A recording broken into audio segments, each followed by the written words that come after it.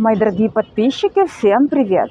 Сегодня будет такая интересная тема, но вначале я хочу сказать, что это мое субъективное мнение на данный момент. Возможно, это мнение поменяется потом, но вот именно сейчас я думаю вот так вот. Итак, сегодня поговорим о том, почему бы я лично не вышла бы замуж за араба. Ну, давайте, чтобы я вам была более понятна, мы с вами вернемся в мое детство. То есть у меня так детство прошло, знаете, очень интересно. Папа был директором спортивной школы, мама завучем в школе. И вот я с одной школы переходила в другую школу. И мне в спортивной школе можно было все. То есть у меня такая была вседозволенность, папа мне все разрешал, я не слышала слова «нет». За что я очень благодарна папе, потому что я очень такая свободолюбивая, открытая благодаря этому, и прошла все виды спорта вот в этом возрасте, еще совсем юном. Потом я приезжала к бабушке, там у меня была свобода, делала, что хотела. У нас было много книг, я читала книги, у бабушки были книги, то есть я всегда использовала свободную минуту, чтобы почитать книгу. У меня очень интересные родители, с ними можно разговаривать на любые темы. Прям на любую тему долго, бесконечно и всегда интересно. И к нам такие гости приходили, очень интересные люди. Я в Египте прожила уже 5 лет, больше, чем 5 лет. Зимой будет уже 6 лет. И вот, значит, за все это время я не видела, чтобы тут мужчины читали. Не видела. Ни разу. Женщину видела один раз в аэропорту. Куда-то она летела, такая интересная женщина. Вот. Нет, одного мужчину встретила, он читал книгу Виктор Франкл «Скажи жизни да». А вот мне интересно, кто из вас читал эту книгу, потому что такая книга очень серьезная, очень такая глубокая. Он сам был психолог или психотерапевт, по-моему, вот. И попал в концлагерь. Почитайте, кстати, кто не читал. А кто читал, напишите мне. И вот этот египетский мужчина, молодой, он эту книгу прочитал. Я говорю, ты как ее читал? Он говорит, ну, на английском читал. И я так удивилась, говорю, да ты что? Он говорит, да. И так удивительно, вот он у меня в Фейсбуке в друзьях, я там наблюдаю иногда за ним, ну, там что-то выскакивает. И вот он ждал девушку из России, девушка приехала, он выставляет гордо фотографии, то есть вот как интересно, кто читает книги, тот более такой глубокий, нравственный. Вот я так стала замечать в жизни, что те, кто читают книги, они более постоянные, более глубокие люди, понятно, и более нравственные. Вот.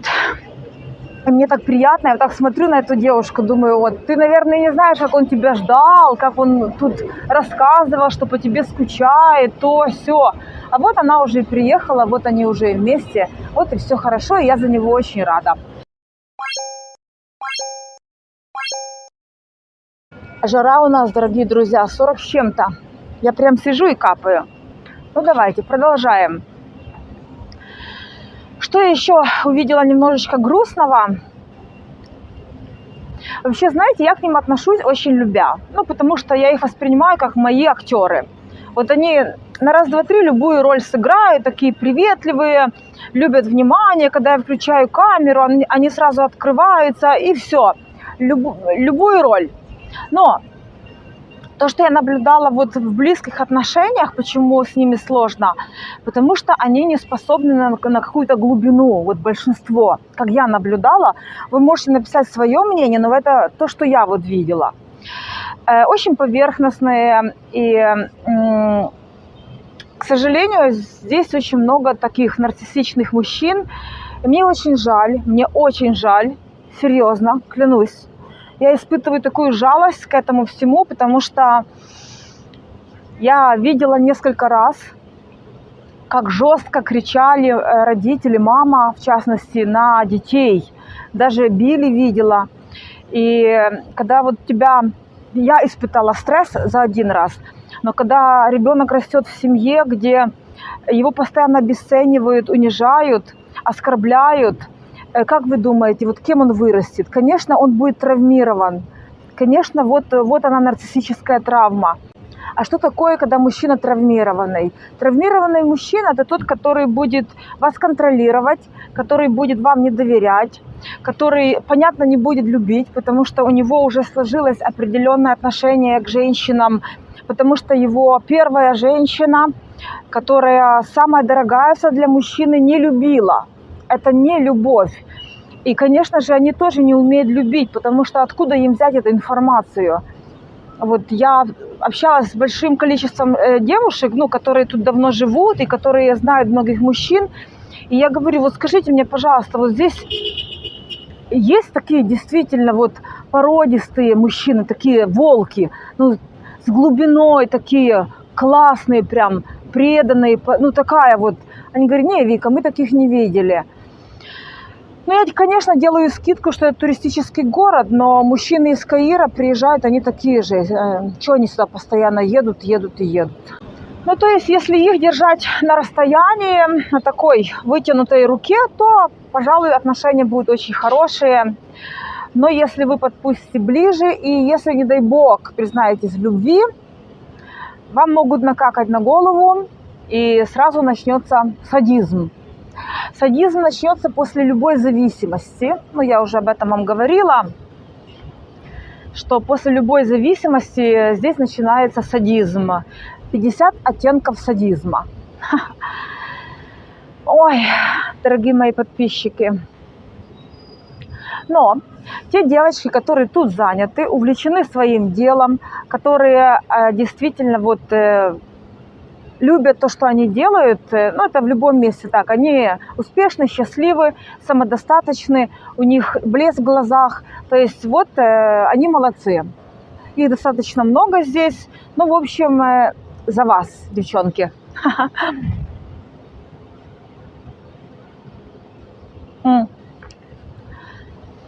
Но есть и другая категория, такая печальная категория, которая, значит, попала под абьюз. Просто, наверное, знаете, надо понимать, что тут другие правила, другая страна, другие ценности абсолютно. И вот я со своими ценностями им тоже не подхожу, потому что я другая. Я не как египтянка, я другая, и я не хочу быть как египтянка. Поэтому я с ними как бы не завожу контактов близких. Я поняла, что они мне не подходят. Я поняла, что мне с ними некомфортно в близких отношениях. Кстати, хочу сказать вам, когда мужчина контролирует, это вот вернемся к предыдущему моменту, когда мужчина контролирует, почему он контролирует? Недоверие. Вот эти травмированные люди, они очень часто контролируют, ревнуют. Почему? Потому что они вас любят? Нет. Они ревнуют, потому что вдруг кто-то окажется лучше, чем он. Из-за вот этой низкой самооценки вот это все и происходит. Вот это нелюбовь, недоверие и контроль. И когда вам там 50 раз на день звонят, где ты, что ты делаешь, куда идешь, ну это же дурдом для психики. И девочки, которые развелись, вот мои знакомые говорят, Виктория, елки-палки, вот как будто бы в тюрьме была, вот только сейчас ощутила, что такое жизнь, кайф. Но оно нормально так потратить несколько лет своей жизни на непонятно что, чтобы потом начать жить. Зачем? Ну, видимо, какой-то опыт, какие-то уроки у каждого. Если при знакомстве с арабским мужчиной вы думаете, что сможете создать такие глубокие доверительные отношения, построить любовь, семью, интересно пройти вместе жизнь, не получится просто потому, что они другие. Они так не умеют идти в глубину, им этого не надо, их этому даже не научили. Это не то, чтобы вот он специально с вами хочет какой-то быть не такой. Он просто, у него этого ресурса нет, они не знают, как это. Поэтому, наверное, знаете как, нечестно требовать то, что человек не может дать. Вот то, что они могут дать, вот девочки успешно используют, и очень много здесь девочек не работают, вот живут за счет мужчин. Ну, тоже неплохо. Почему? Почему нет?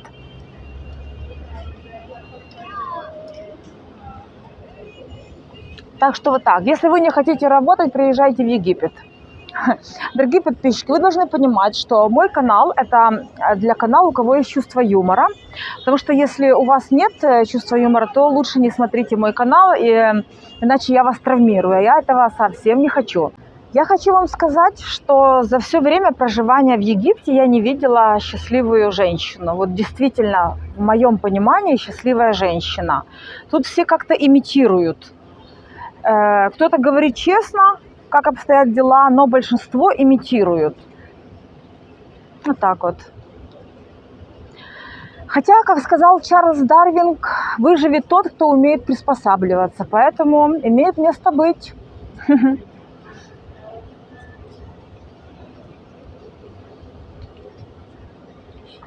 Подразню немножко рептилоидов своих.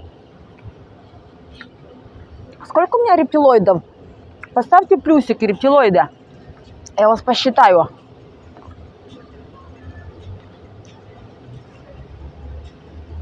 Как раз рептилоиды сидят тихо и не проявляются никогда.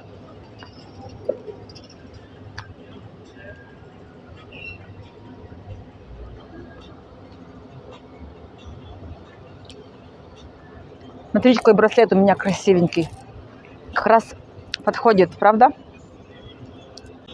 Знаете, по поводу контроля хотела сказать. Я вот так смотрю, как тут вот мужчины контролируют женщин. Это так забавно. Чтобы вот меня мужчина мог контролировать, это на мое имя должен быть дом, какая-то недвижимость, ну и, конечно, счет в банке. Серьезный счет в банке. Чтобы у меня деньги с кармана вываливались. Только в таком случае вот мужчина может контролировать меня. А так, с чего это? Ну, то есть... И когда там женщины и детей растят, и за квартиры платят, и еду покупают, и еще они отчитываются через каждые 15 минут, куда она пошла, я бы давно уже такого мужа задушила, знаете, я вам честно скажу. У меня и так уже репутация скандальной женщины, хотя я девочка-ромашка, по большому счету. Сейчас такой интересный момент у меня в жизни. Каждый день мужчины подходят. Вот шла за виноградом, там манго покупала в магазине. Нам есть такой магазин, Бествей у нас тут. И там мужчина такой подкачанный подошел, говорит: ой, вы такая интересная, можно с вами познакомиться. Я думаю, да что ж ты хочешь? На YouTube ко мне хочешь или что? Ой... А в фитнес-клубе там такие молодые. Ой, дорогие девочки, тут столько мужчин, как песка в пустыне. Тут их так много. Каждый день где-то нарисуются все вот эти пикаперские моменты. Вот эти вот они такие, да. Так что, если вы вдруг себя чувствуете одинокими, хотя бы чуть-чуть приезжайте. Тут их тьма. Вот море. Море, и все готовы в то же мгновение. Знаете еще, в чем мое счастье? Мое счастье в том, что я видела... как выглядит любовь мужчины. Я знаю, что такое любовь. А вот те девочки, которые приехали сюда, совсем молодые, где там познакомились, еще у них не до конца сформировалось понятие, что такое, ну, там, любовь, жизнь, отношения. Вот они, да, как попадают, то попадают тут. Кто-то смиряется, все принимает. И это тоже хорошо, кстати. Когда человек, ну, как бы гармоничен в том, что он имеет, это круто. Вот я гармонична в том, что я имею. Вот в этом всем, это вот моя гармония, вот это моя жизнь, это мой характер, понимаете, вот. А кто-то, есть люди, которые, допустим, ну, они не могут без мужчин, они себя чувствуют какими-то ущербными, какими-то недоделанными. Ну, вот так вот. Кстати, по поводу того, что арабские мужчины очень любят женщин. Ну, я уже говорила, что любить они не умеют. Это идет отзеркаливание. Если вы их хорошо отзеркаливаете, даете им много комплиментов, много ресурса такого, что, ну, похвала. То есть им надо постоянно очень много туда вливать. И все говорите. Говорите так, что ты мой перчик, мой огурчик, мой баклажанчик, мой мандаринчик, что там, что угодно, перец фаршированный. Да, не забудьте сказать главные слова. Ты мой Бог, король и мой владыка мира. Вот после слов Бог, король и мой владыка мира, все, будете ездить на чем? Минимум Мерседес.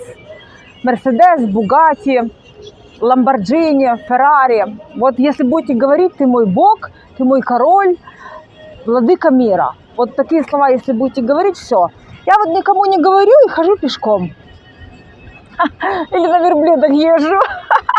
Вот у меня снова на юмор понесло. Я же не могу так без юмора. Смотрите, волосы прилипают к этому, к телу. Представляете, какая у нас жарень. Я сижу вся влажная, между прочим. Ох. Фаршированный перчик. Да. Ну вот все то, что я говорю, это вот на данный момент. Вдруг я познакомлюсь с каким-то мужчиной, ну таким глубоким, каким-то таким вот серьезным. Не инфантильным, главное, потому что я хочу заниматься сексом со взрослым мужчиной, а не с маленьким ребенком. Как это заниматься? Это, знаете, плохо для здоровья. Когда мужчина зрелый, то у вас и отношения хорошие, понимаете, и все хорошо. Кстати, что мне не очень нравится, вот, скажем, такой момент, то, что у них есть такая особенность, они очень сильно сконцентрированы на своих страхах и комплексах. И вот все время погружены, думают, что там придумывают, калькулируют, что прощупывают. Не что просто расслабиться и жить, вот, наслаждаться мгновением. Они что-то все время там в голове, что там складывают, считают, что там продумывают, нервничают. Вот с одним мужчиной ужинала, ну давно это было. Говорит, тебе сколько лет? Ну, я сказала. Он говорит, а мне столько. И все, после этого, что он задумался, ему было 55 или 56, задумался, все, выпал. Выпал, я уже чувствую, что я одна. Что там вспотел, позеленел, покраснел, снова вспотел. Что такое? Ну, что такое? Ну, можно же... Какая разница, сколько лет там? Короче, я вот эти моменты такие, что они очень сильно сконцентрированы на своих страхах, а вот из-за такого жесткого воспитания у них этих страхов много. Ну, понятно почему, потому что когда родитель себя ведет дико, он очень сильно травмирует ребенка. И этот ребенок уже настолько травмирован, с такой психикой поломанной, что там уже и страх, и всякие комплексы, и поэтому вот они такие неуверенные, и им нужно очень много похвалы. Заливать и заливать, и заливать и заливать, и поэтому они любят много женщин, ну, общаться со многими, чтобы вот этого ресурса было много. Хвалить их бесконечно устанете. Вот, повторюсь, мне очень жаль. Мне очень жаль, потому что очень часто вот так смотришь, мужчина симпатичный, хорошо сложенный, правильной формы голова, лицо. Вот. И потом он поворачивается, а ты видишь, что там инфант, в глазах пусто, понимаете, вообще. И ты понимаешь, что перед тобой травмированный мужчина, что это будет у тебя ребенок второй. Но у меня уже есть ребенок, я хочу общаться со взрослым мужчиной. Вот, возможно, я поменяю свое мнение когда-нибудь, но пока нет. На данный момент вот такое мнение, и мне действительно очень жаль, что вот так вот, как-то так. Вот, а потом эти мужчины вырастают, травмируют своих детей, уже эти девочки травмированные, и так все идет по кругу. Знаете, такой замкнутый круг. Вот такая у нас тут печалька. Но не только у нас, это во многих странах вообще, о чем говорить. Но туристический город. В любых туристических городах вот такая ситуация. Дорогие подписчики, хочу напомнить вам, что я даю консультации на любые темы касательно Египта. Если вы собираетесь переехать жить в Египет или просто же приехать на какой-то период пожить, насладиться жизнью, отдохнуть, оздоровиться, я даю консультации, номер оставлю под видео, пишите, звоните. Очень многим людям помогла. Люди интересуются разными вопросами, и личными, и о замужестве, и школы, дети, как вот переехать, с чего начать жизнь.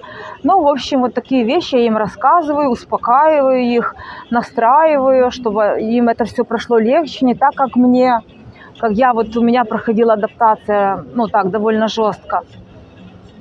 Вот, так что я всегда рядышком, всегда тут с ними созваниваюсь, многие уже переехали, стали жить. Так что вот так вот, мои дорогие подписчики. Не сказала самое главное. Если вы познакомитесь с египетским мужчиной, вы точно будете королева, леди, самая божественная женщина, свет его очей, луна на небе, красавица божественная. Он всю жизнь ждал такую, как вы. Вот они так признаются в любви все. Мы даже с девчонками смеемся, потому что один раз сидим мы с девчонкой. Один и тот же мужчина пишет мне и ей вот в ту же секунду. Понимаете, как это смешно? Ну, вот так вот, тут весело. Ну, такие вот они, такие. Вот. Такая ситуация, понимаете? Если все воспринимать правильно, то и будет правильно. А если требовать от кого-то то, что он не может дать априори, то это уже нечестно. Самое главное, чуть не забыла сказать, не тащите бабников под венец. Бабники, они как книга в библиотеке. Почитал, отдай следующему. Знаете, есть такие мужчины second-hand. Их тут масса, очень много, 90%. Попользовался, отдай ближнему. Что-то получил, отдай другому. То есть здесь таких секонд-хендов мужчин очень много, масса. Главное, нельзя относиться к ним серьезно, категорически нельзя.